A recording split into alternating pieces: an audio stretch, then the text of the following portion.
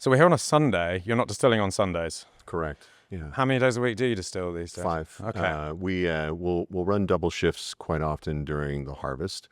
Harvest starts late May, typically with jalapenos, and then we roll into pears right at the end of the jalapenos. What we're surrounded by right now is the last batch of the pears that we'll roll through for the season. This will be batch number 7, so almost 300,000 pounds of Bartlett pears. Wow. Where are they grown? These are all coming from California. They're Northern California, Mendocino County. Over the years, we've gotten them from Mendocino County, Lake County, and Colorado as well. Got some really beautiful dry farmed from the western slopes of the Rockies. Are the pears that you use the same kind of pears you might use for cider making, or is it a specific variety for Eau de Vie? Specific variety for Eau de Vie. Bartlett pears, known to the rest of the world as the Williams pear. Oh, okay. Right. Is chock full of decadienoic acid. Everybody out there in YouTube land and podcast land knows that converts through fermentation into an ethyl ester of decadienoic acid, ethyl 2-trans-cis-4-decadienoate, which is just a big fancy mashed up word for smells like pears. And they have so much of it that it really provides that signature aromatic profile. Interesting. So you can eat a Williams pear as well, right? Oh yeah. You could reach over and eat one right now. They're a little underripe. We'll probably be crushing in either tomorrow or Tuesday. Yeah, because pears, you have to ripen them off the tree, right? Especially if you're going to be making Eau de Vie. One of the things that we've learned over the years, and we've been operating as a distillery for 43 years now, one of the things that we learned during that time period was that harvesting them underripe, going into cold storage, allows them all to ripen very evenly so that we get this really beautiful, fully ripe profile when it's time to crush. I'm making my first ever batch of cider at home at the moment. Well, not right now because I'm obviously in California, but I've got pear trees, and they're eating pears. And I don't think for cider you're really supposed to use eating pears or specific varieties. I think I'd probably want something that's got a little bit more acidity to get some brightness in there for sure. Yeah, my plan is to add some quinces in there as well. Ooh. And so just like 2 to 5% quince, very acidic, obviously, and also that sort of tropical note to it, and a bit more tannin, maybe. And tremendous pain in the ass. I believe that it's evidence of God's twisted sense of humor and maliciousness towards human beings to make something that is so beautifully aromatic, but roughly made out of oak. They're so difficult to process, and they're loaded with pectins, which is why they're as hard as they are. But they are stunning. They're hard to stay away from. We used to distill quince, and because of their low sugar content, they're about 4%. You end up with 2% or less of alcohol through fermentation. And so your yields on every still run are incredibly small, but it's brightly perfumed and so stunning. And the point that you're making about tropical aromatics, there are notes of pineapple that come through in those, and they're stunning. Yeah, they are. I mean, I picked them off. I've got little Japanese quinces. I picked them off the bush, and I know it's going to hurt, but I take a bite out of it, and it's so sour, but there's that fragrance to it that's just remarkable. Yeah, they're hard to stay away from. Yeah, so I mean, so people are growing those commercially that you're buying from, even though they're sort of useful only really for jams and pastes and maybe a bit of Eau de Vie if you're crazy. If you're crazy, they may still be. We haven't touched a quince here in 23 years. You've got the double-edged sword of this is a really difficult thing to make. It's very low yield, so it's very expensive to make. And very few people in the U.S. outside of jam makers, maybe a few pastry makers, know exactly what it is. And half the time people would look at a label on one of our quince Eau de Vies and they wouldn't be able to even pronounce quince. So the odds are stacked against you selling a quince Eau de Vie. There must be a bit of a tension for you guys, being that you originally were Eau de Vie producers. You're still making Eau de Vies alongside many other things, which we'll get into. But there's all these wonderful products that don't really seem to have that much of a market, and yet the opportunity to make something delicious is always the temptation. Besides quince, what else would you sort of put into that bin of like damn, I wish more people would buy this because it's delicious? Well, I go back to Kirsch. Kirsch is one of those things that when it's done right, when you get the right cherries, really beautiful tart cherries. We were using Montmorency's. They're beautiful. And the spirit that you make from that is rich and layered and lovely, but most people, they've had a a Kirsch that they swiped from their parents' liquor cabinet when they were young, thinking there's a cherry on the label, this is going to be sweet and delicious, and they were unpleasantly surprised by it. And so we're dealing with these maligned memories that people have of their experience. When it's done right, it's stunning. There's a hint of note from the pit that's there, that little bit of almond character. Yeah, it would be lovely if people were doing that. It would be lovely if someone was growing Mirabelle here, because they are, again, super, super fragrant. But unlike the quince, very easy to process, and because of their sugar content, have pretty reasonable yields. But that said, there's not a lot that stops us from making something, even if it's a bad decision from a marketability standpoint. At our hearts, we are frustrated artists here, and part of making art is making something that pleases you, and hopefully you can find an audience for it later on. Hopefully, as we talk about other things, you'll see that was the beginning of so many of the things that we've done. I mean, there was no market for, I'd say 75-80% of the things that we've tried, but we're doing it to amuse ourselves, to please ourselves. Yeah. Right, let's go back then. Take me back to 1982, 82. which is the year I was born, and it's the year this distillery was founded, right? Yeah. Wow. Okay. All right. There's a bit of a flex there from me. I'm going to take a minute and just and start shrinking as people of my generation are doing now. So 1982. Look at the United States. I was old enough at that point to sneak into bars, and what I was seeing was people drinking wine coolers and wine spritzers. And anytime Chardonnay is too powerful to be consumed without the judicious addition of 7-Up or soda water, it's really not the time to start a small distillery in the United States. And yet, that's what Jörg Rupf, our founder, did. He had come here from Germany. He'd grown up in the Black Forest. His family had been brewers and distillers. And he saw this amazing fruit that was available here. And he said, wow, you guys must have amazing Eau de Vies produced here. And everybody just looked at him and said, Eau de what? Nobody knew what it was. A short time later, he sends for a still from Germany, sets up a distillery about 10 miles from here in the town of Emeryville, starts distilling fruit. And a handful of people who would take vacations in Europe, who were exposed to Eau de Vie, said, oh, this is really lovely. We've got a letter from Julia Child, who had tried it and said, this is some of the best that I've tried since I lived in Europe. But we had almost zero market. I compare that period in our history to being an independent filmmaker. You know, you're getting critical acclaim everywhere. You've got zero box office. What we were able to do was export, and we exported probably about 85% of the Eau de Vie that we produced to Germany, Austria, and Switzerland. Selling ice to the Eskimos. Yeah. Well, and sort of like the old Judgment of Paris, where California wines went to a tasting and won. We did a similar thing in Austria and took a number of medals in Austria, and it opened up the market there for us.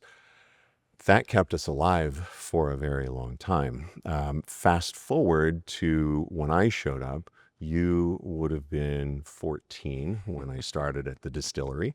So it's good to keep this in a recognizable timeline. Yeah. There you go. We'll have a graphic for that for everybody to see later on. But yeah, I showed up here in '96.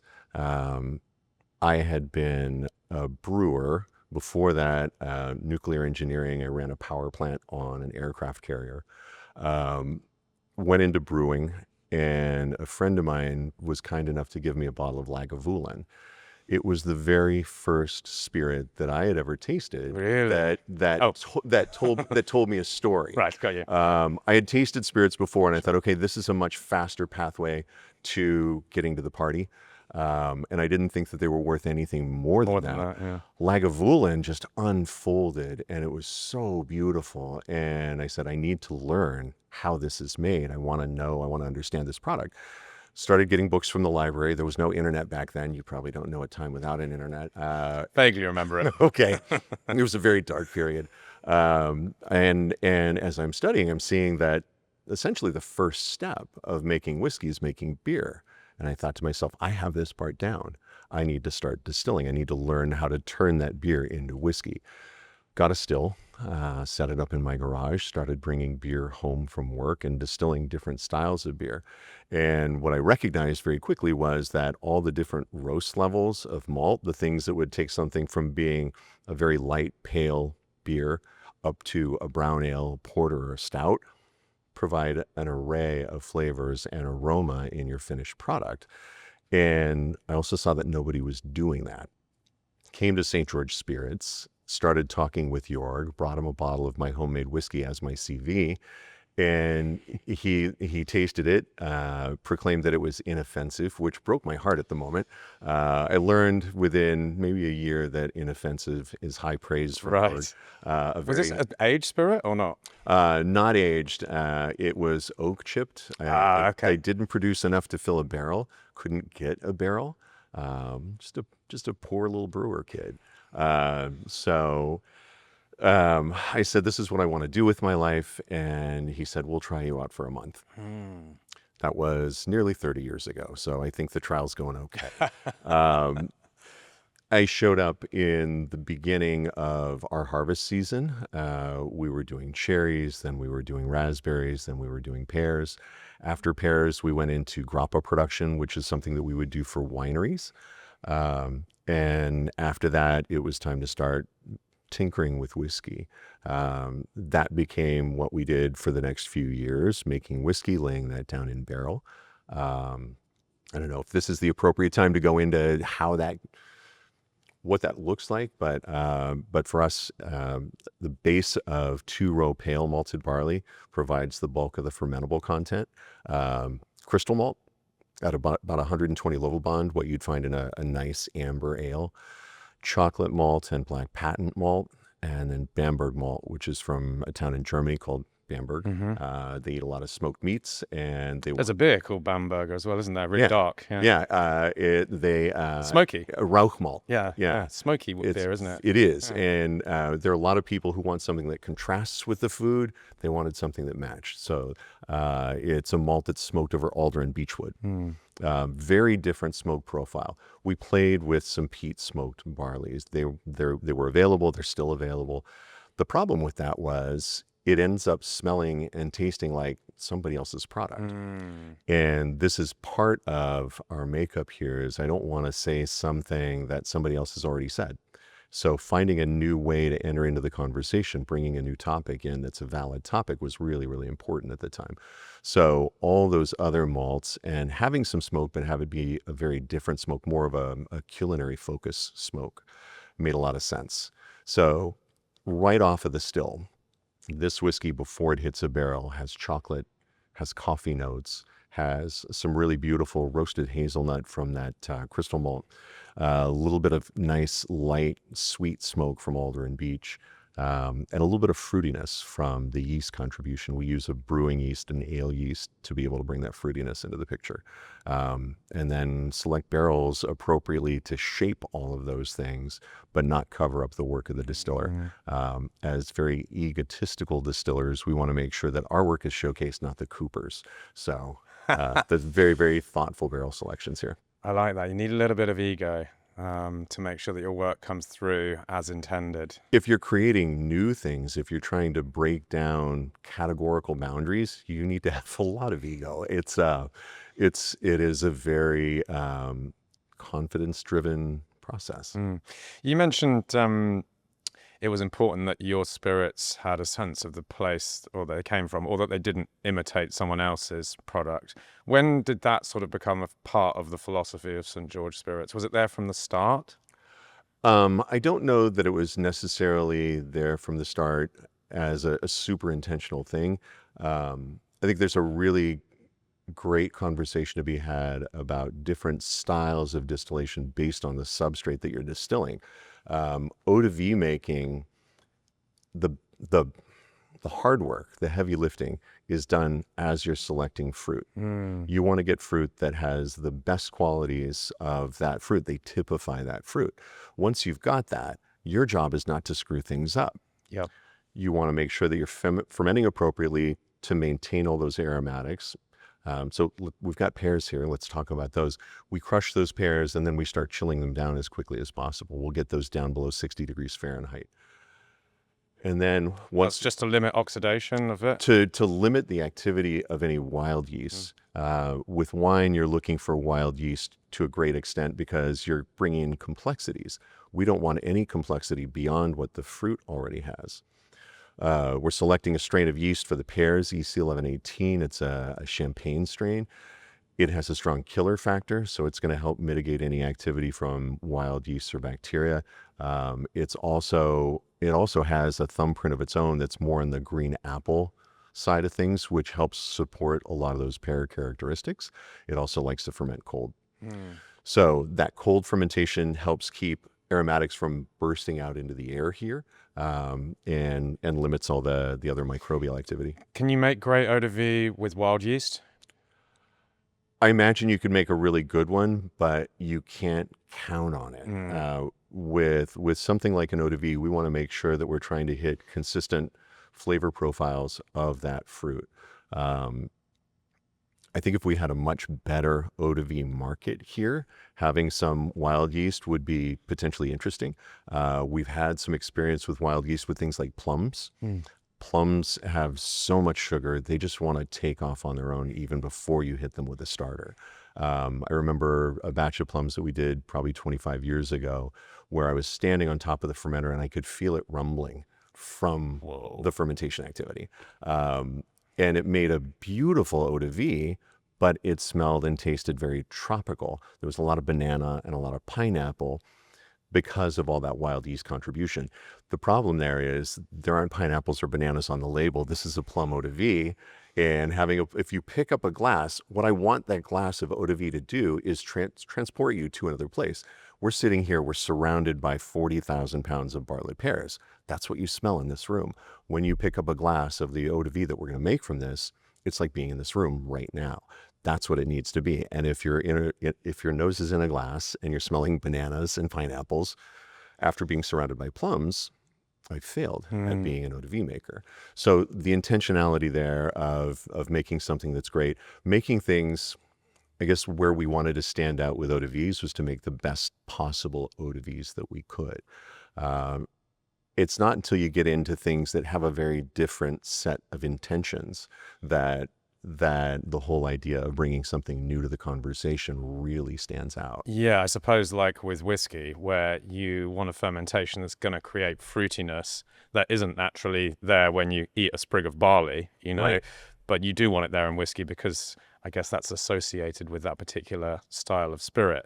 If your fermentation and your resulting distillate really just tasted of grain, it might be a little bit one-dimensional, right? Potentially. Again, this is a place where different roast levels of grain can increase those dimensions that are available to you. But working with the right sorts of grain, there might be some really interesting characteristics there. I think there's still room for us to be able to play around with that. Yeah. With regards to that and really capturing the essence of the grain, rye. We've worked with rye a number of times, and rye has some really stunning characteristics that come through, and you really want to make sure that you're focused on those. So yeah, that's one where you want the grain to really blast through. So just continuing with production, you've talked about selecting the ingredients. I think most people can kind of get on board with the idea that good ingredients are going to make a good eau de vie. And we talked about yeast as well, and selecting the right yeast for the right substrate. Indeed. In order to, I guess, carry through as much of the natural characteristics of that fruit as possible. What else is there to say about fermentation in terms of temperature and time? Is that always quite specific to the fruit that you're using as to how you control that? Generally, it's pretty similar. What we're looking for is a 10 to 14 day fermentation cycle. It's slow enough that we know that it's the yeast that we pitch that's undertaking all the fermentation. If it's too fast, I'm always going to be a little worried that there's going to be something off about it. If it's way too slow, then there's a chance that we've had a stuck fermentation. Something else is going to come in and start attacking it. So yeah, that's that answer that. That definitely answers that. Yeah. So it's actually, you're looking for something pretty consistent, no matter what fruit it is you're using. That 10 to 14 day fermentation. Do you know when the fermentation is complete whether or not it's been wholly successful, or do you have to go through the distillation? You have to distill it. You have to distill it. Yeah. Yeah. Yeah. Right. So let's talk a little bit about distillation then. You're still using German pot stills here with these sort of attached columns that you can put. You can close and shut off plates in, right? Yeah. Now tell me a little bit about those and how they might differ to, say, a Scotch whiskey pot still. Okay. This is going to sound derisive. That's good. We like that for the sound bites. Good, Perfect. good. Yeah, it's and it's not intended to be, but I'm also not intending to stop it. So I would compare. Let's look at either a Scotch still or a Prulot still. You're either making a whiskey in Scotland or you're making a cognac. They're like a whistle. You can blow one note. You blow harder, you blow softer, it's one note. These are like saxophones or clarinets where you can reposition valves to be able to pull out whatever notes you want to pull out. There's a downside to that. Anybody can play a whistle. You just blow. You hand somebody a clarinet, and they're going to make ghastly sounds for quite a while until they figure out how to use them. So there's a steeper learning curve to utilizing a still like this. But once you've gone past that, you can make sure that any spirit that you're making is giving you its absolute best.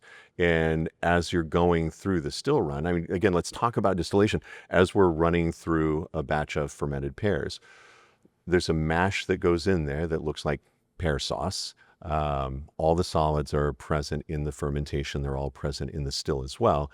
As we start distilling, the heat that's being applied is liberating all the aromatics as well as the ethanol. The first ones to come off have the lowest boiling point. And as they're coming over, we're getting very light, ethereal, fruity notes. As that all starts to come off, just the way the physics works, the boiling point starts to shift inside the pot. It starts to get hotter and hotter progressively. And as it gets hotter, you're getting larger molecules coming over, things with higher boiling points. What we can do with all the valves that you're referring to, so there are armatures that operate bubble cups that go down over a cup that force that vapor to bubble through a layer of liquid. As it does that, it strips some of the waterborne impurities out, cleans it just a touch before it goes to the next one. On our two oldest stills, we can put 4 of those in play, or 0, or anywhere in between. Other stills, we can go up to 16 of those. The goal with any of our spirits is to use as few of those as possible, because that stripping process is, it's inexact. It's indiscriminate. You're pulling good as well as bad. So back to the question of fruit choice, making sure that it's the best fruit, making sure your fermentation is clean. That way you're stripping less out. As that still run starts to go down, you want to maintain alcohol content in a sweet spot, not for the sake of alcohol content, but for the sake of the compounds that come over during the temperature window that alcohol content represents. So repositioning bubble cups, as well as there's another section at the top of the still referred to in that most beautiful poetic language of German as a Dephlegmatter. I'm just going to call it a pre-cooler because it doesn't hurt my mouth to say that. It's an area where the vapors pass through a set of tubes. Those tubes are surrounded by water that's come out of the condenser, so that water is preheated. It's hot relative to the atmosphere, but it's cool relative to those vapors. Strips out more water. We can adjust the coolant flow around that. We can also adjust the effective cooling surface area inside that section to maintain that sweet spot. So it's like a pre-condenser. It is. Yeah. It is a pre-condenser. Yeah. All of the liquid that it pre-condenses gets sent back into the pot for a chance to go again. Okay. And so monitoring constantly, the benefit of not having to operate with a spirit safe is that we're smelling and tasting as the still run goes, just to make sure that we're in that right zone, because the way that anyone is going to test any of the spirits that we have is organoleptically. They're going to smell it, they're going to taste it. And so that's the tool that we want to use to ascertain whether this is coming through the right way. So we're maintaining it. And typically with something like the Pears, that's 60 to 65% is where that really beautiful area is, where pear-specific aromatics, pear-specific flavors, and then down towards the lower side, almost pear texture. You almost swear that you're picking up a touch of that pear grit in the finish on it. Yeah, and it makes slightly it granular, kind of. Yeah. Yeah, absolutely, and it makes it this beautiful holistic experience where you're at a pear, and it's lovely. So you have a kind of general working rule book for, say, something like Pears, 65% or 70%, you said. But would that change season on season? Like, would you make adjustments on the fly on this still? So, like, we know roughly how many plates we normally set for this. Oh, it's not coming off quite right, and then you tweak some valves and whatever to actually modify that spirit. Tristan, I feel very genuinely seen right now. Thank you for that. Yeah, absolutely. Because of the fact that so much of what we work with, everything that we work with, is agriculturally sourced, it's going to be different every time. Numbers are there as a guideline. And typically on the first few batches off of every single ferment, we're watching the whole still run just to make sure that things are falling within sort of expected parameters. And if they're not, we make note of that so that we can adjust as we're going. But yeah, and typically we won't adjust the number of bubble cups on something like that unless something's gone completely sideways, which, knock wood, it hasn't in a while. But we might make some adjustments on where we'll increase the effective cooling area of that pre-cooler. Wow, it's complicated, in other words, or can be. It can be, but it's one of those challenges that come from those complications are the things that keep work interesting. I don't think you want to see any of us become bored and complacent here. So just go through all the Eau de Vies that you're making currently. You've got pear in at the moment. And is this towards the end of the Eau de Vie season for the year then? It is. Yeah. So what have you made already this year? Pear.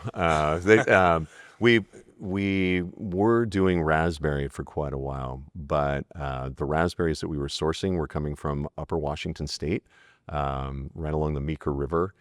And for the last, I want to say 4 years, they've had crop failure. It's been too hot, and all the raspberry bushes have just shut down. And so we haven't been able to get raspberry that would suit us. Let's go back to the question of making sure that you've got the right raw material. We've tested raspberries from other sources, and nothing's come close. And we don't want to put our name on a bottle of something just to be able to fill those bottles, because you'll get that bottle and you'll taste it and you'll say, this isn't like it used to be. And 43 years of reputation are on the line with each bottle that goes out. So it's on hold for right now. The only other fruit that we're currently distilling fairly regularly is apples. But that's a barrel-aged apple brandy. We did do a couple releases of that unaged, but we love what it does aged. So apples that we're using, cider varietals, wine saps, Arkansas Black, Braeburn, Spy, Pippin, Northern Raper, Macoun, Macintosh, Granny Smith, Yellow Delicious, Green Delicious. I think there's a little Red Delicious that sneaks in there as well, and Winter Banana. A green, red, and yellow delicious more delicious than golden delicious? Because I always thought golden delicious was a pretty poorly named apple. Like they're neither golden nor delicious. Discuss. Yeah, it as far as contributing complexity to the whole picture. Yes, it's there. It's there. None of those would make a really beautiful apple brandy on their own. Like solo, yeah.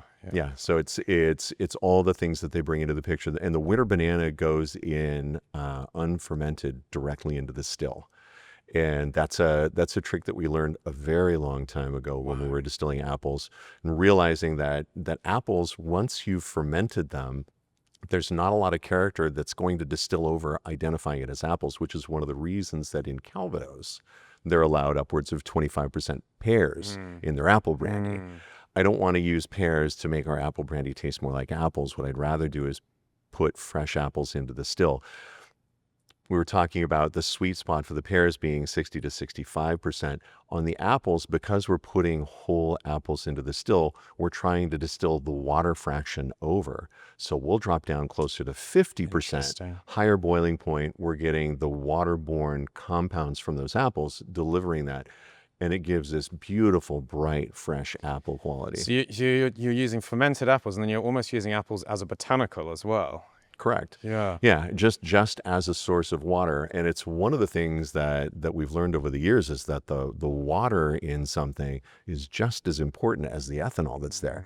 Because even at the top end of distillation, when you're hitting 90, 95%, the remainder is mostly water. So if that water has lived in whatever it is you're distilling, it's going to be carrying more of the thumbprint of that substrate. Yeah, and I mean, water as a solvent just captures a separate range of aromatic properties from the ingredient, right? Absolutely, yeah, because of the fact that it's a much higher boiling point, it's going to be carrying other elements. Jalapeno, you still making that? Is that? Yes, absolutely. It's as a matter of fact, it's one of our best-selling products. It? Yeah. So how's that made? So one of these two stills here, those are 1,500 liter stills. We'll fill those with a non-GMO corn neutral spirit and fresh green jalapenos. We get those from a spot that's about an hour away. Put some lime peel in there, and then we put fresh coriander leaf, cilantro, in a Carter head assembly. It's like a massive taco. You're not far off. Is there some carnitas in there as well? There should be. We can talk about one of my favorite cocktails to make with this in a moment, but because I love that it's corn-based spirit as well. Because I love tortilla, right? And unfortunately, we don't get that corn through there. But no, so we distill that out. We end up with something that is soft and vegetal and slightly sweet, with a touch of salinity from the coriander leaf. We then do a separate infusion of red and yellow bell peppers just for mouthfeel, and a little bit of serrano and a little bit of habanero for a touch of heat. All the heat from the jalapeno stays behind in the still. Capsaicin, the molecule responsible for all that heat, too large to distill over. So once we're done, we have something that's got all the characteristics of a nice mild salsa fresca. So the build for the cocktail, sort of riffing off of a margarita, we're replacing the Cointreau with Nixta, corn liqueur. We're going in with the green chili vodka in place of tequila. I'm not pretending this is a margarita. I'm just using those build specs. A touch of lime, and then a float of pechuga. Oh, that's where we're getting our carnitas, is from that pechuga. You get smoky meat from that.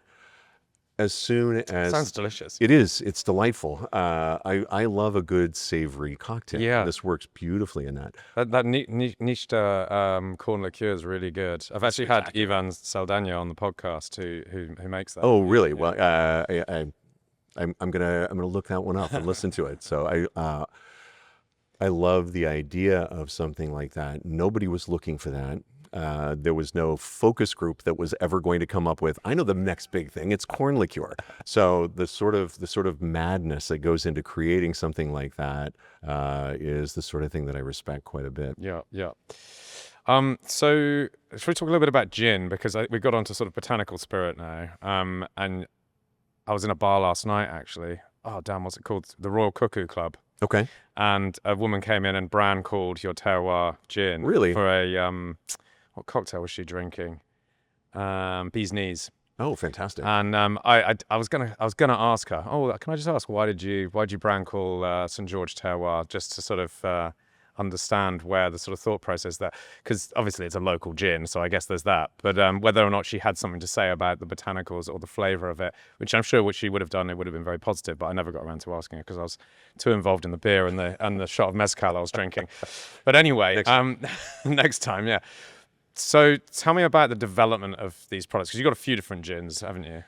Yeah, we do. ADD stands for Attention Deficit Distiller.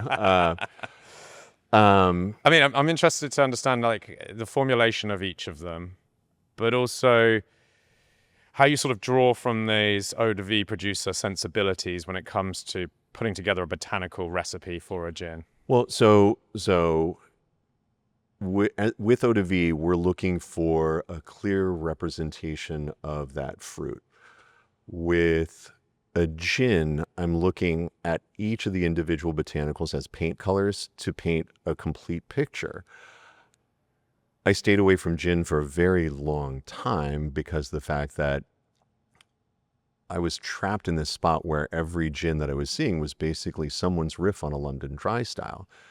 Riffing on London dry styles is like being an Elvis impersonator. The best that you can do is be really, really close to sounding like Elvis. And the worst that you can do is just be some overweight guy in a flashy suit with really bad sunglasses and a greased up hairdo. And I didn't want that. So stepping back and looking at some of the characteristics of gin, I applied that to an inspiration that I had picking up my son from summer camp probably 4 years before we even started thinking about gin. I'm up at this summer camp and the smell of the hills, it's here in the Bay Area, the smell of the hills was beautiful. You go out for a hike and you're smelling pine trees, you're smelling forest floor, all these beautiful things. I was smelling California bay laurel, which is similar to the bay laurel that you use in cooking, maybe a little bit more wintergreen and some black olive to it. Coastal sage, which is just really dusky, sort of beautiful smell. Wild fennel, which not native here, but is something that perfumes the air, the landscape here, and Douglas fir. Wild forage, those to this day, those go into the gin. Orris root and angelica root, which I know they figure prominently into a lot of gins. We boost those up a little bit to get more of that forest flora character. Cinnamon, and we're using Saigon cinnamon here for its soft, sweet, dusty notes. It's painting a picture of the sun-baked trails. Orange peel and lemon peel for brightness. We take our coriander seeds and we roast those in a dry wok to be able to reshape their aromas. If you were to just chew into coriander seed, you're going to get citrus, you're going to get geranium notes, you're going to get some other floral notes, geraniol, linalool, those are key components there. We squash all the geranium notes and the linalool notes through that roasting process and drive it more into a dry chaparral direction. Helps with our landscape painting. The thing that we're trying to capture here is a hike, being out in the woods and smelling that.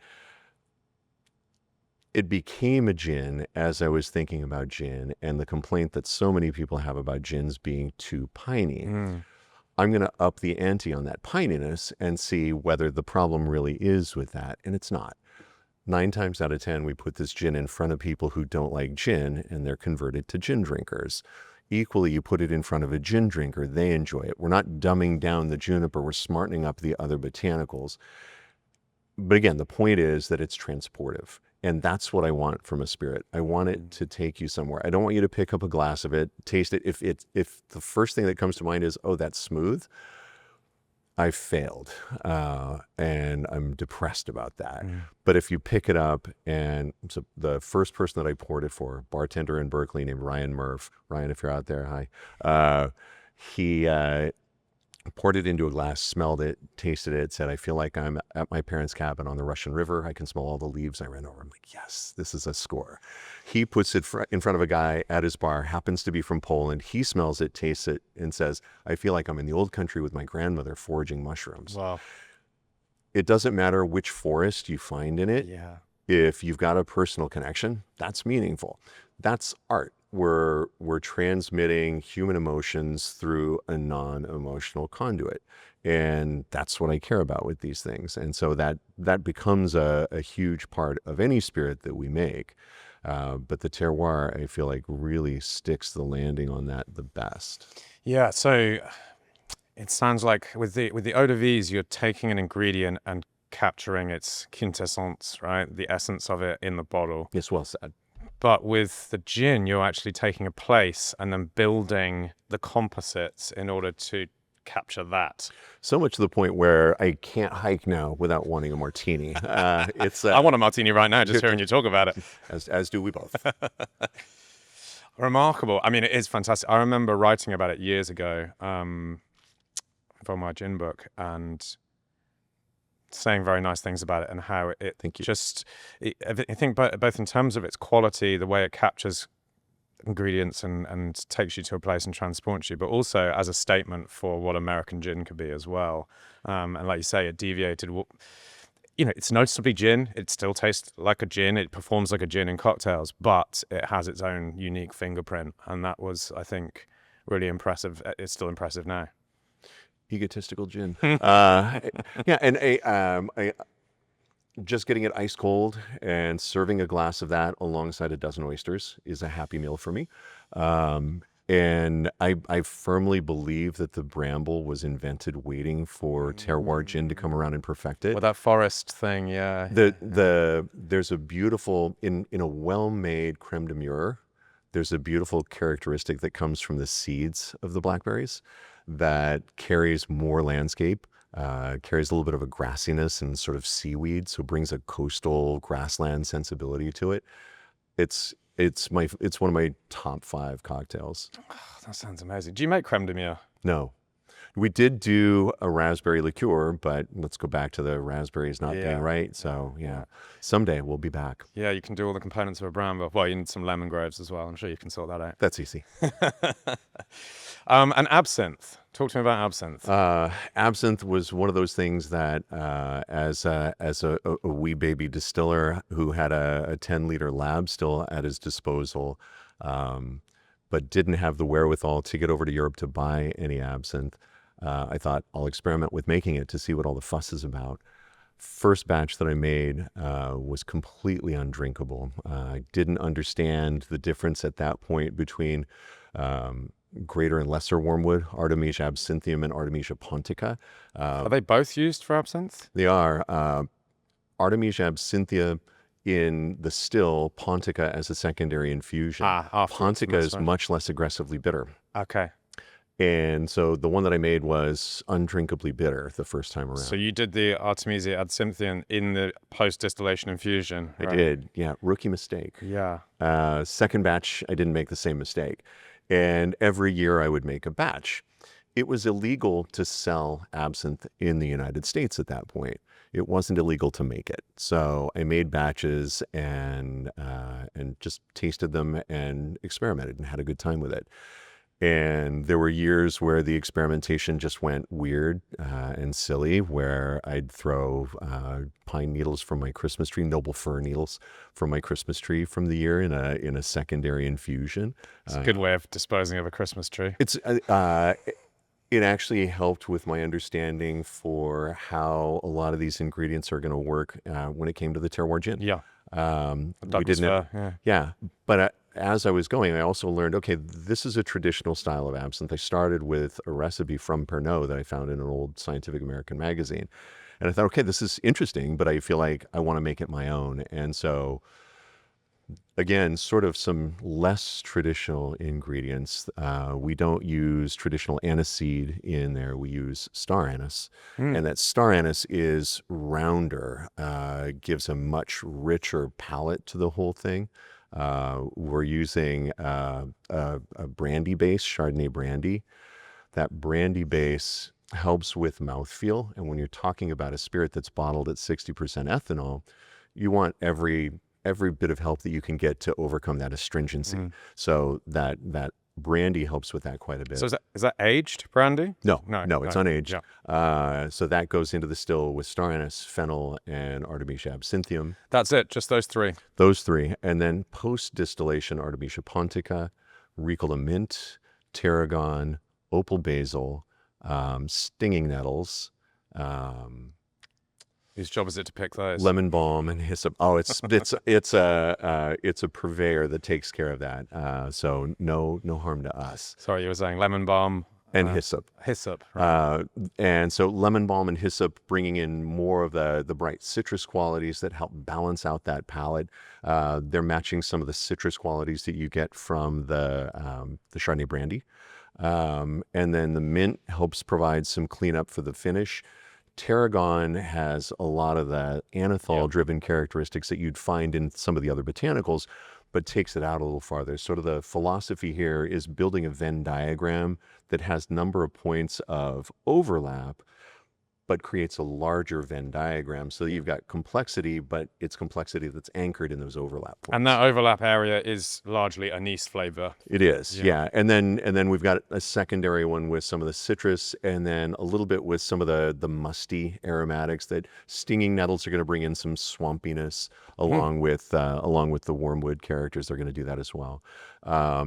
It's fun, and it taught us a lot about balancing big, loud, diva-ish aromatics, and that helped us a lot with building gins. Yeah, I didn't know so much of it was or weighted towards post-distillation maceration. Is that common across most absinthe brands, do you think? I hope so. I hope that most of them are coloring in that way, providing additional, rather than just putting green food coloring in. Yeah, green food coloring at best, or at worst, copper sulfate, which is one of the reasons that absinthe was outlawed, because it was dangerous, because people were being less than scrupulous, shall we say. Well, this is a consistent theme amongst sort of banning of alcohol, isn't it? It often tends to be the culprit is not the alcohol itself. Don't get me wrong, if you drink too much alcohol, bad things are going to happen. Absolutely. But it's often what it's been adulterated with.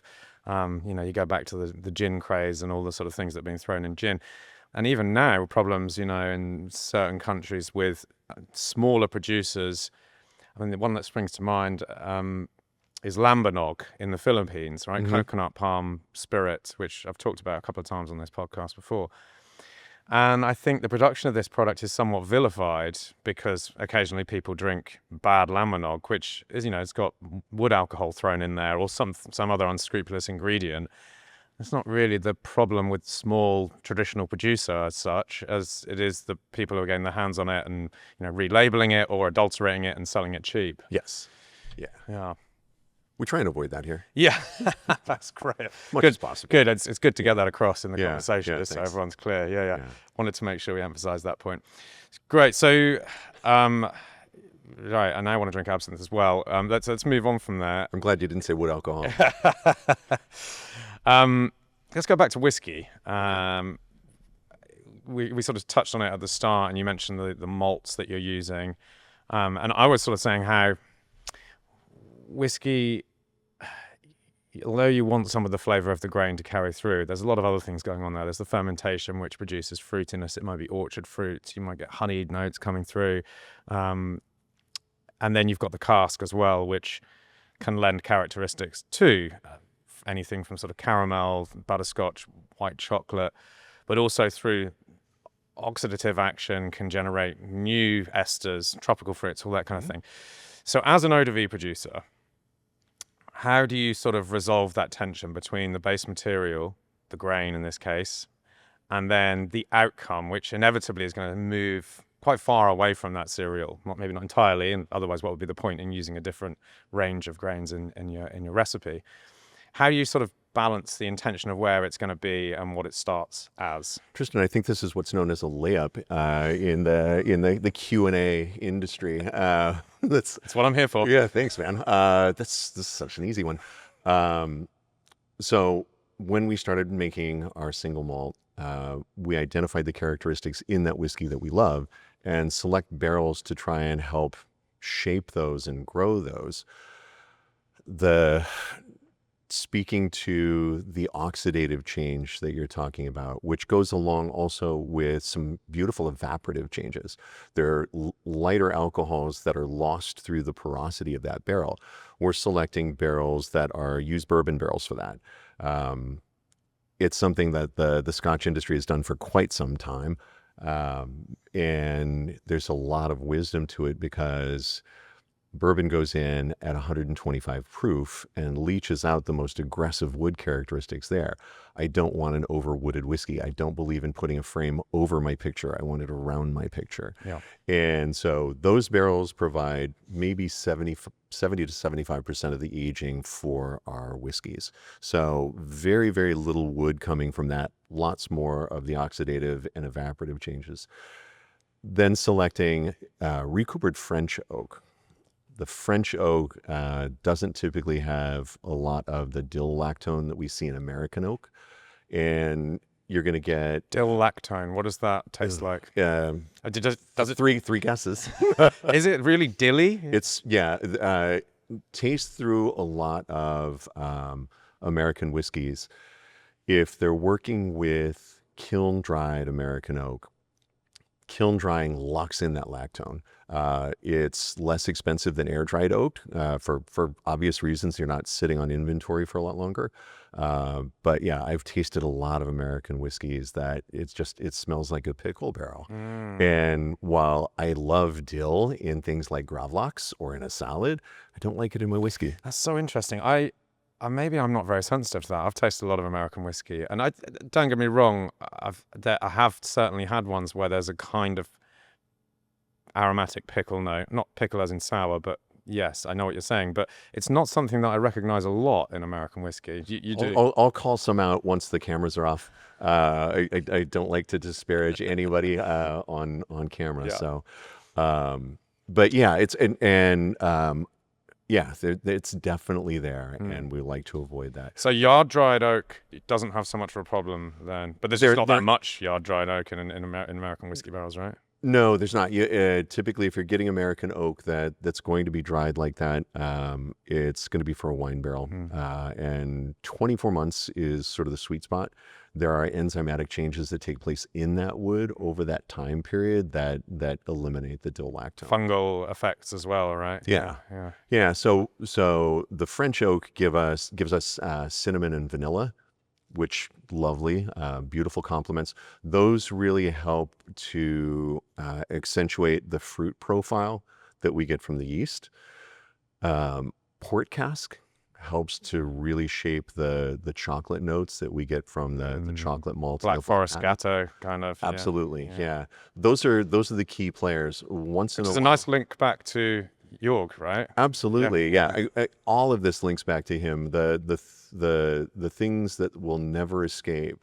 It's the little Jörg that sits on our shoulder, who says, "Is that good enough to put out yet?"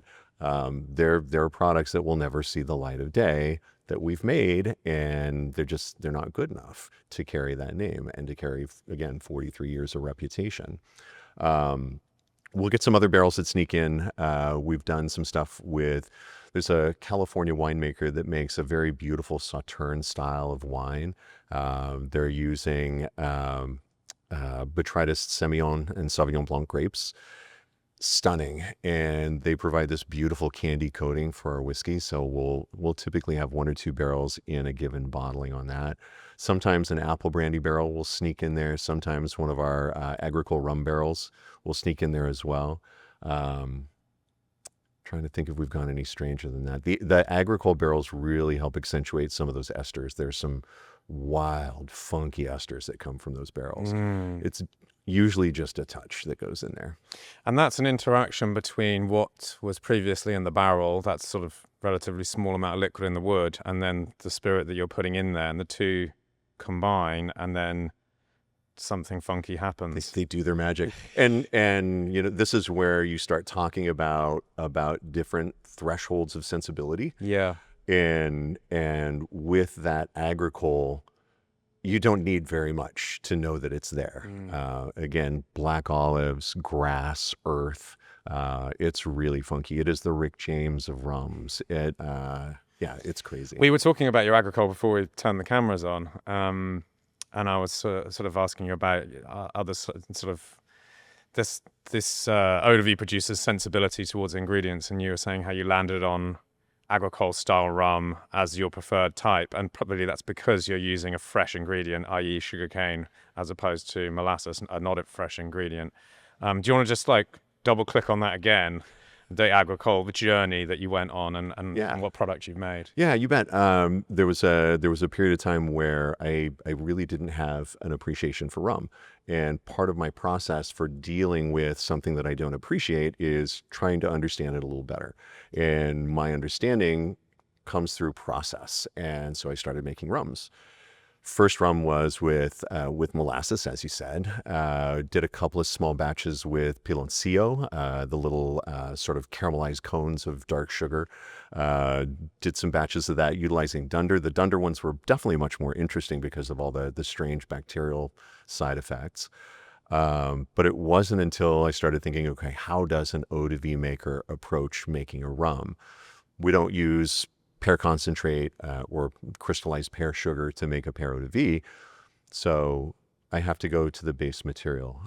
Initially, we found a sugarcane that was in the northern part of the Central Valley that was being grown to celebrate New Year within the Laotian community there. It's a large diameter cane, appropriately named elephant cane. Very difficult to process. We bought a small mill and started milling it here. Again, one of these things that will never see profit because we spent so much money on equipment and so much money processing something that is known around the world as a commodity spirit. We ended up finding another grower who was growing smaller diameter sugarcane. That was helpful for our mill, but doubly helpful and a huge blessing because of the fact that we realized that for every liter of juice that we're pressing off from smaller diameter cane, we're getting more contribution from chlorophyll. And that chlorophyll, all the stuff at the skin, think about smaller berries on grape clusters having more of the flavor compounds available per unit juice. Similar things happening with that smaller diameter So you've got cane. higher surface area to volume ratio, haven't you? Yeah. Yep. And so we're getting a bunch more of that agricole funk. Is that where it comes from then? You think the chlorophyll is what gives it that weird sort of grassiness? In my insanely limited experience, yes. We only made it for 4 years, maybe 5 years. Still got any in barrels? Yes, I do. I've got some that's been in barrel for 16 years now, and it's stunning. Guess what I want to drink now? That is the way that it goes, and it's so delicious. It's fantastic. Wow. And then Baller, now correct me if I'm wrong, but there was some crazy thing you were doing with this. You were making your own sake, distilling that, and then making umeshu, putting that in barrels. So you then had umeshu barrels that you could then put the whiskey into. Did I mention that we love process? There's no project that we enter into that we don't look at and say, there's got to be a more complicated way to do this. So Baller started as... We've got some friends that opened up a spot in Oakland, a ramen joint called the Ramen Shop, Oakland, College Avenue.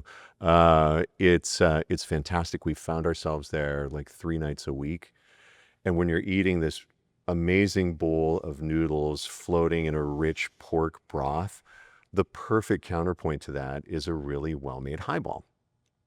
And we're sitting there and we're drinking Hibiki highballs with this every night that we're having it, and nobody's going to shed a tear for me because I'm drinking Hibiki highballs. It's not suffering. No. You're really slumming it in this beautiful ramen restaurant. Yeah. And yet I was complaining because these are my friends. Our Lot Series single malt is too rich and chocolatey to provide a counterpoint to that rich porky broth. And so came back and started looking at some of the experimental barrels that we had. We had some barrels that we had laid down that were much simpler mash bill, 2-row pale and Munich malt. Very lean, very crisp style of whiskey, much more grain focused. Ran that through some maple charcoal, which added more than it subtracted. It added this bright smokiness to it, a sort of a tight smokiness. And we were going to bottle that up just for Ramen Shop. The goal was to sell them about a barrel a year. And then you'd just be buying it back yourself when you go there and eat. Pretty much, yeah. One of the threads that you'll see that weaves through this whole tapestry is that we make the things that we like to drink. We try and fill in the gaps that we find in the marketplace, the things that we want to amuse us. Sure. We were ready to bottle this stuff up. We had labels. We had time slotted on our bottling line. And we had made them a batch of shochu. And I made a small batch of umeshu because we had access to ume fruit that was grown very close to where the jalapenos are grown. And I came into work, I poured some of the umeshu into a glass, swirled it, dumped it, and then poured some of the baller into that glass. Oh, I get very excited talking about this, as you can tell. So you sort of simulated a little bit of barrel aging there. Yeah, I did. Yeah. And I smelled that and I tasted it and I thought, oh man, everybody's going to be so mad at me, because I knew at that point what we had to do was get enough ume fruit to make a large batch of umeshu, barrel that for a bit. We barreled it for 6 months and then pulled that out and then put the whiskey in.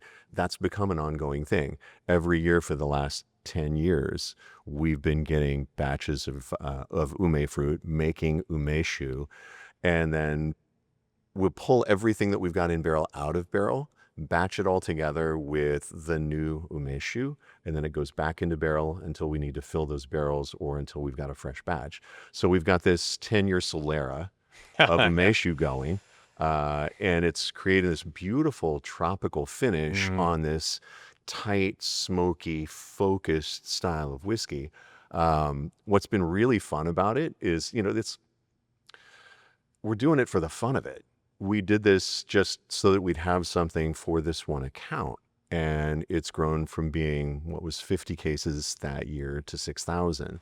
And it's something that has become very, very popular, strangely. I think it's one of my favorite products that you do, for sure. It is amazing. I first tried it here at the distillery, and I think it was really only months before you'd first launched it. When would that have been? 2018, 2019? Does that sound about right? Probably closer to 18 for sure. Yeah. And I was blown away by it, and it helps that it's got an absolutely awesome label as well. Thanks. The fun on that was wanted to make a label that didn't look like it was from St. George Spirits. I had created a rule probably 5 years before that for us to follow, and it was, we want everything to be packaged so that if you see one of these, you've never seen it before, it's St. George, it's got a signature look to it. And as soon as we had this, as soon as we were drinking it, I'm like, you can't dress this like the rest of the family. It's its own animal. And I really wanted to have nothing but kanji script on the front label. If I could have gotten away with having the whole thing only be read in Japanese, I would have. Because I want it to be one of those things where if you know, you know, if you know, you know, if you don't, ask somebody who does. Conversation starter, right? Yeah, it's an inside sort of a joke, and that's where I wanted it to be. I'm a little less of an asshole about that these days, and we put more information on the label at this point, but it's still one that I love the label. I think it's beautiful. Do you have secrets? I mean, you've divulged a lot of information here about your ingredients. Is there anything that's sort of held back? Tons of secrets, Tristan, but not about our products. I for a while I operated that way, but if I have to work within the confines of like secret ingredients, then the skill that our entire team has doesn't really have value in the process. A lot of the things that we do, nobody else would do because they're a pain in the ass. It's a lot of work. It's not like the glam side of distillation. When we first started doing our Bruto Americano Aperitivo, I think I listed maybe 4 or 5 of the ingredients and then specifically said the rest are trade secrets. And I think at this point, if you look at various interviews that I've done, I've listed every single ingredient in it because like we're not Carthusian monks here. And even if somebody gave me all of the ingredients that go into chartreuse, it would probably take me 20 years to figure out exactly how they're working with them in what ratios. Yeah, I think there's 140 go into green chartreuse. It's a lot. The permutations it's everything. Endless. Yeah. So I would much rather be open about things. I mean, I think there's a lot more value to everyone in transparency than there is in us having closely guarded secrets. Yeah, I'm on board with you. I think if you hold the ingredients back, or if you're secretive about what's going into it, then it does rather devalue the process. And you've emphasized how important the process is in the conversation here about running the stills, about the quality of the ingredients themselves, the fermentation, leveraging as much as you can out of those products. So if you're like, well, we've got this one secret ingredient, that sort of suggests that that's the magic of the product. It's so secret and so special, we couldn't possibly tell you, because then it would be easy for you to copy it. Yeah. If it was a single ingredient that could get you to be us, there's nothing special about us. No, so, exactly. Again, ego. I want to feel special. It's a very important part of the process. How do you how do you resolve consistency within what you're doing? There's a lot of experimentation going on here. I can sort of see that. Everyone who knows the brand recognizes that you're constantly sort of trying new things. So, and you also, of course, are emphasizing the importance of ingredients, of where they're sourced from, the quality of them. One would assume that the quality, though, does, not necessarily the quality, but the character shifts year on year. So when you talk about your products that you're consistently releasing year after year after year, how do you think about consistency, or do you celebrate seasonal differences? It's a little of both. We celebrate differences in the launches of each of our lot series, single malts.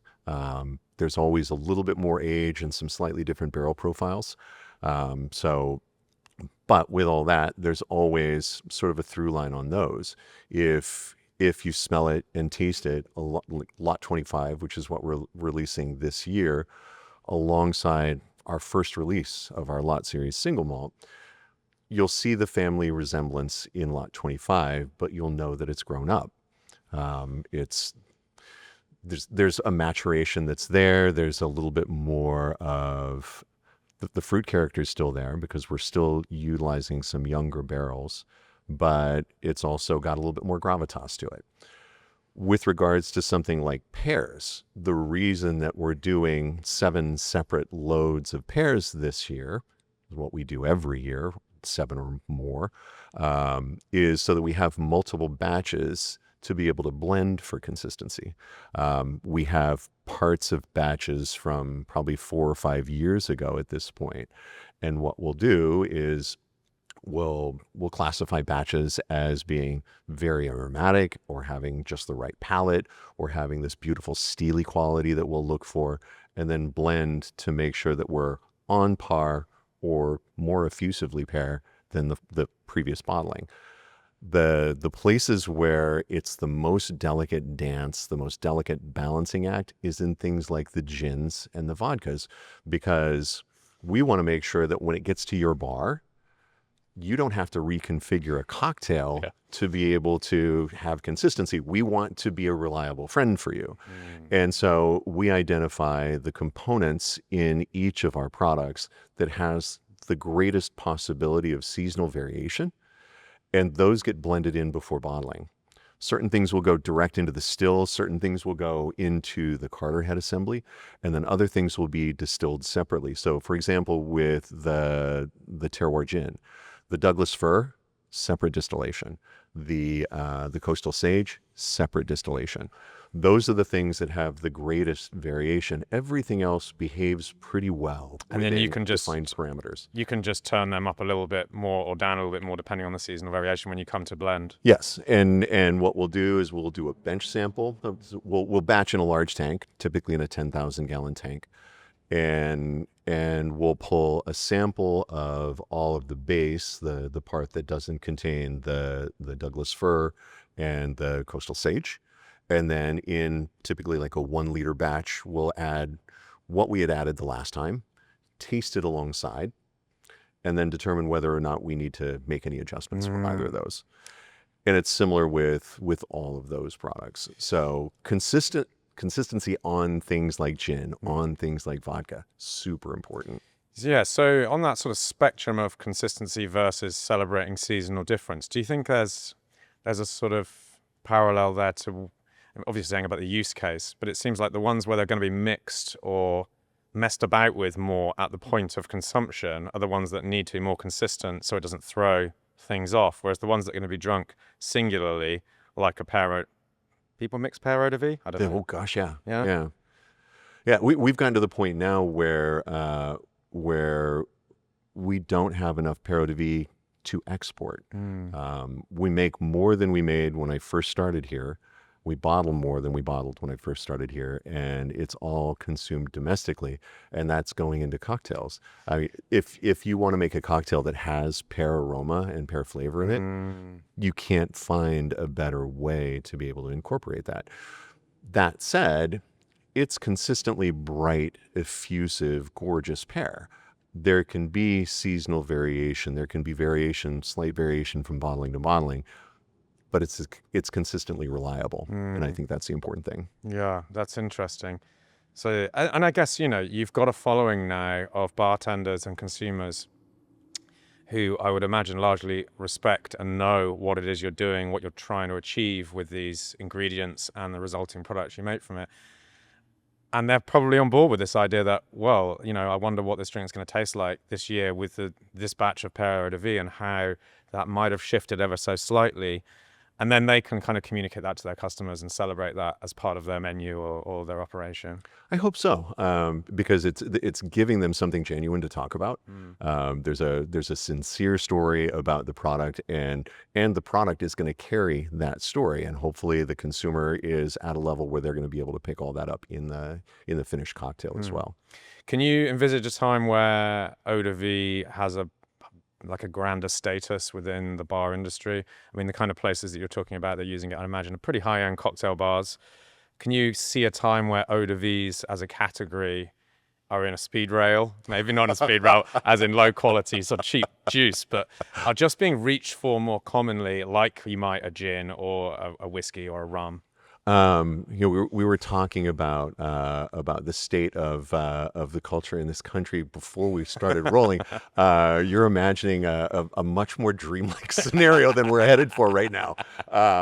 But I guess a distiller can dream. Yeah, I mean, we've emphasized the sort of labor of love that goes into these things. I mean, just seeing all these pears here, it's incredible. And the sourcing of those ingredients and the esters and the aromatics that come out of it and everything, and so you've got to dream big, right? And it just feels to me like there's something missing there in terms of there's a disconnect even between a lot of great bartenders and this kind of product and what it can showcase about an ingredient, and as you say, how it can be used in cocktails. So I'm just thinking, surely it's almost like Eau de Vie has some kind of stigma with it. Like there's a taboo there. There's something about it. It's just not cool enough, or whatever it is, like a gin is, or like a rum is, or like a tequila is. You take that back right now.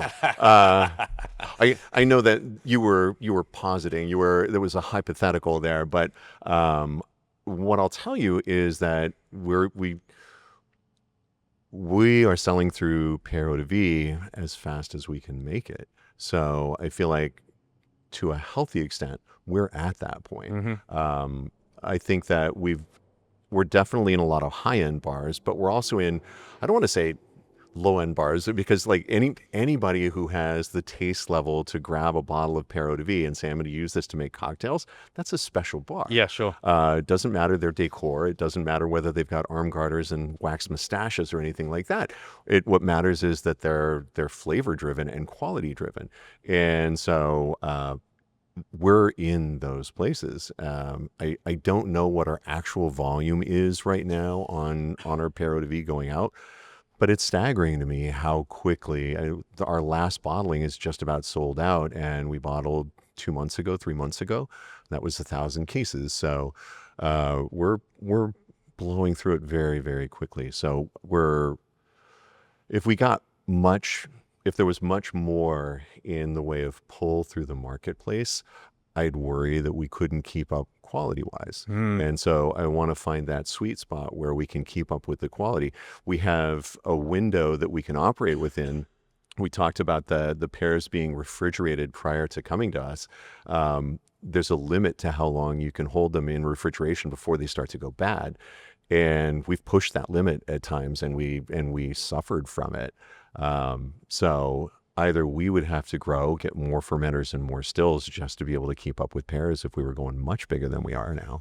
I guess we could run multiple shifts, run 24 hours a day, and then be distilling on Sundays too. Yeah. So, but question then, is this St George Pear Eau de Vie that the market is so interested in, or is it Eau de Vie? What I'm saying is your name carries a huge amount of weight. The quality of the product obviously carries through as well. So my question is less about how well you're doing with Eau de Vie, because clearly you're doing exceptionally well, and whether there's a sort of wider demand, an opportunity for more Eau de Vie distilleries to open up. Yeah, it's very kind, and I thank you. But I'll tell you that there are other producers who are out there who are doing incredible Eau de Vies. I know that we've got a handful up in the Pacific Northwest. There's one that's, I believe, up in New York called Neversink that I tried back in New York not that long ago, that I saw in a back bar at an account, and I said, let me try that, thinking no. And when I tried it, I thought, this is really good. I would pay money to buy a bottle of this, and I was very impressed. And I think a lot of the places where you're seeing pomaceous fruit being grown, you're going to see more distillers popping up to create those value-added products in those regions, because the regions have pride in that fruit, and that pride is going to carry over to a distillate made from that. And you should reach out to them. I think they're probably doing very, very well with it. They should be, because it's delicious. They should be very proud of the product that they made. What about producers in Europe? Do you ever spend much time going over there and visiting Eau de Vie producers in Germany or Austria or France? Nope. Nope. Nope, I don't. Not because I wouldn't want to, but because most of the time, if I'm making it over there, I'm on vacation with my wife, and she's got like a zero work policy when it comes to that kind of travel. I'd love to see them. There are a handful that I know by reputation, a handful that I've met. Wolfram Ortner, who's in Austria, does amazing stuff.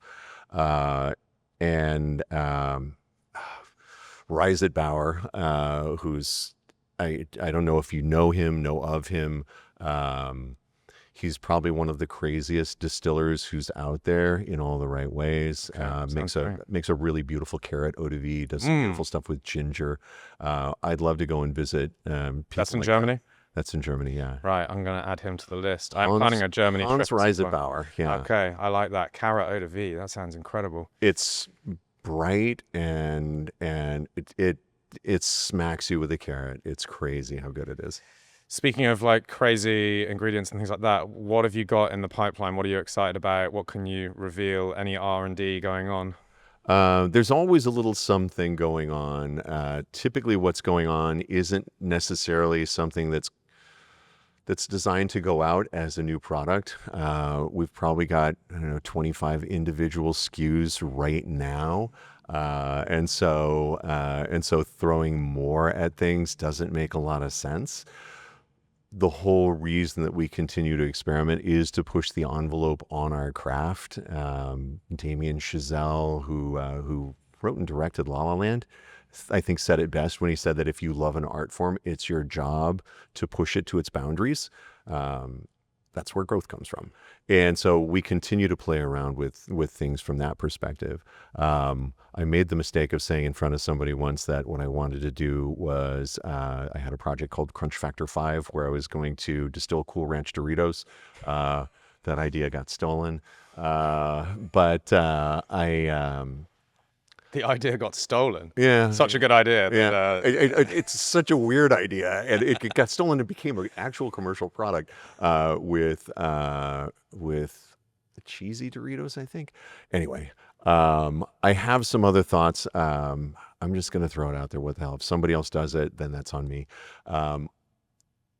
From the standpoint of raw material, an acorn is very similar carbohydrate and protein breakdown wise to a grain of barley. So think about being able to actually make a spirit that's not just influenced by oak, but it is of the oak. So 100% oak. 100% oak. So being able to take, and because of the fact that you're fermenting and distilling, the tannin content of the acorn doesn't really matter. So take those, ferment those, potentially malt them. You can definitely sprout them, and I imagine that the same process takes place where you're getting the enzymes and you're making sugars more available. Or koji them. Or koji them, yeah, and cross over multiple different streams. I love taking the approach for a new product of what would happen if history had taken a different path. If the people who were native to California, who subsisted on acorns as part of their diet, had learned fermentation and distillation from the Spanish who came here and colonized and set up missions. What if they had learned it instead and applied it to their acorn diet? What would that be like? So looking at things like that, just a really interesting project path. underway? I have about 20 valley oaks on my property at home, and I'm just trying to get enough acorns that the oak weevils haven't gotten to first, so that they don't, so they're not infested with insects.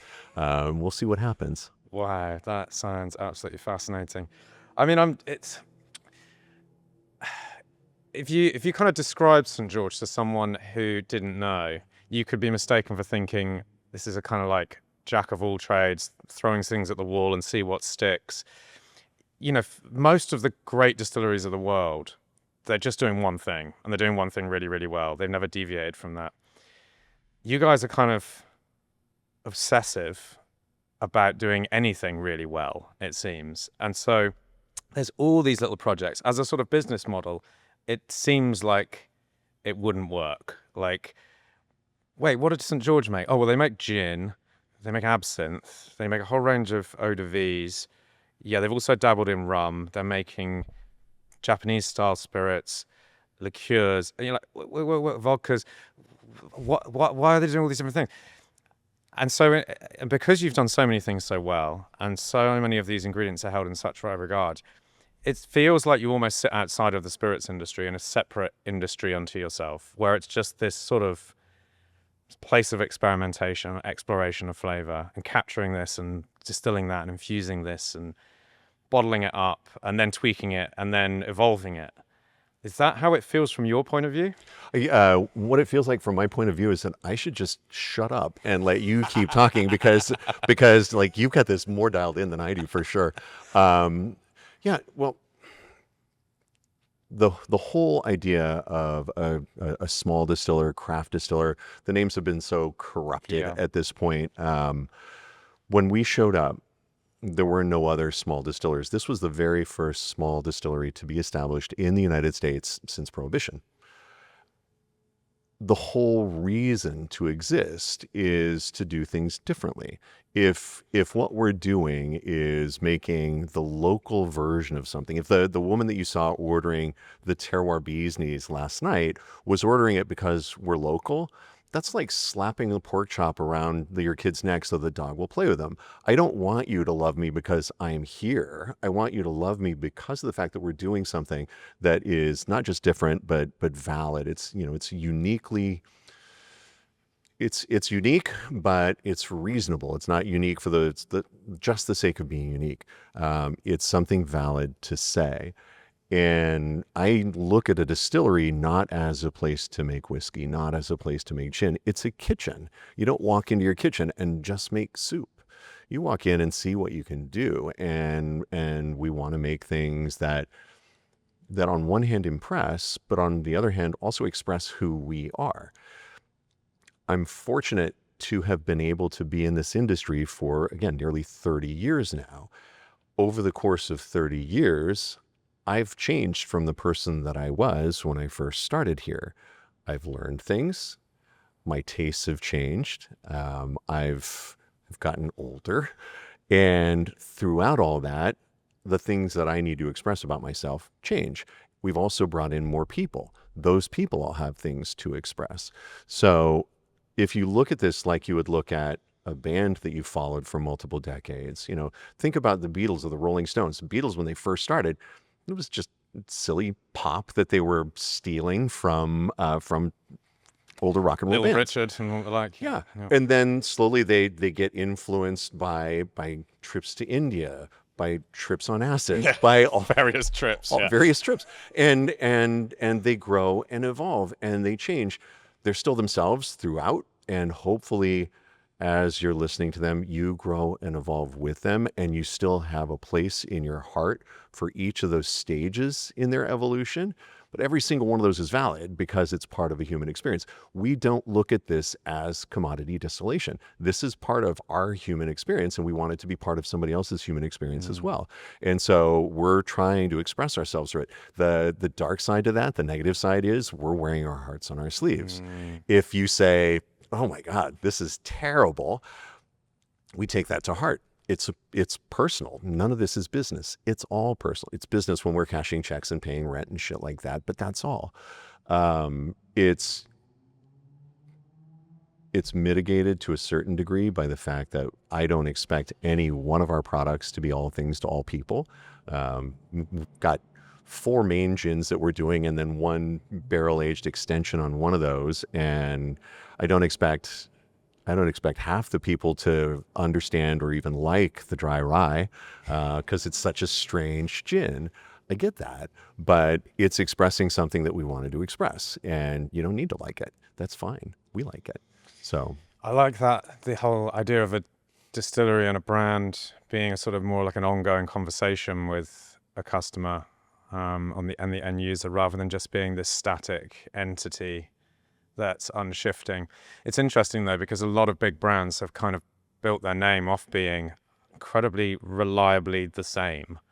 You look at the origins of Scotch whiskey and the blenders, you know, the whole reason people started putting their names on bottles was because you could then associate that person's name with this consistent product when products were more inconsistent. But I think it's more interesting having this more dynamic, evolving relationship. The trust actually is perhaps even stronger when a new product is released. And you're like, look, this is new. We're wearing our hearts on our sleeves, like you say. Hope you like it. You like the stuff we've done before. We're doing new stuff now. Give it a go. And again, thank you. And to that point, the newest thing that we've rolled out is our Valley Gin. I don't know if you have any experience of it. Haven't had it, no. Inspired by a family that we've worked with for nearly 3 decades, the Kirkpatrick family, citrus growers in the Central Valley. Worked with them through the Hangar One days, and have a deep respect and admiration for them. The patriarch of the family passed away in 2023, John. We went down to do a celebration of life ceremony for them, made cocktails, spent the day just having a blast with the whole family. End of the day, watching the sun go down over their orange groves, smelling the trees, thought, let's make something to commemorate this day. And it's a very citrus-forward gin, lemon, lime, grapefruit, Valencia, Seville, bergamot, orange blossoms, and then all of those are tied together and elevated through a host of other botanicals. It's delightful. The point that I want to get to is when that was rolling out, our sales team, they were going to certain accounts, and there was one account in Atlanta, Georgia, where our salesperson was there, and she said, hey, we've got a new product, Valley Gin. And he said, I'll take 5 cases. She's like, do you want to taste it? Nope. I totally trust it's going to be amazing. I can't wait to taste it. I'll have 5 cases. And so that trust is amazing. It's also one of the most terrifying burdens that we carry, because, you know, we already want to make sure that everything that we put out says something great about us, but it's also something that hopefully people are going to like. And every time we put out something new, we're clenched for a little while until we hear back. I suppose you also want to be careful that the trust doesn't develop into like cult-like following, where actually the quality doesn't matter anymore. It's St George and I'm going to buy it, right? Yeah, absolutely. Because then you could get I'm sure this is not going to happen, but in another universe, you could become complacent because you've got this following. And it's like, I mean, we see this all the time in art, right? And we see it in music sometimes as well. It's like, there's a following there, churn it out and they'll buy it, you know? Yeah. But still, it's nice to have a bit of a cult following, I guess. I think there's a balance there. Yeah. And we definitely, the people who support us, the people who love our products are vocal and passionate about it. And I'm super, super grateful for that. And nobody's followed me. Nobody's peeking in my window while I'm showering. So we haven't reached a really strange level yet. So it's balanced and good. Just to finish up, what other products are you enjoying from other producers or spirit categories? I'm loving what I'm seeing in the Amaro category. There's so much growth in that right now, and it's really, really fascinating to see where people are going. There are a number of them that are taking their cues from traditional Italian Amari but putting their own spin on it, which again, having your own house thumbprint, vitally important. I'm seeing that West Coast, East Coast, and everywhere in between, as well as some people who are doing some really interesting small batch things that you maybe will never see in cocktails, or if you do, they'll just be in very local areas. But seeing people who are going to do, they'll maybe have 100 different SKUs over a year or two. They're creating art for the sake of creating art, and I really respect that. So I was fortunate enough to be on a panel Friday with Chris Bauer, who's the distiller from Etta Ryan Distillery in Asheville, North Carolina. They do some amazing Amari. And Leslie Marinoff, who's from Matchbook Distilling in Long Island. She's one of the ones that does many little small batch things that are delightful, and in a way doing a lot to protect certain materials that would otherwise go away unless somebody was out there asking for them commercially. So doing some really cool stuff. Nice. Yeah. Lance Winters, thanks very much. Thank you, Tristan. Really great to chat with you.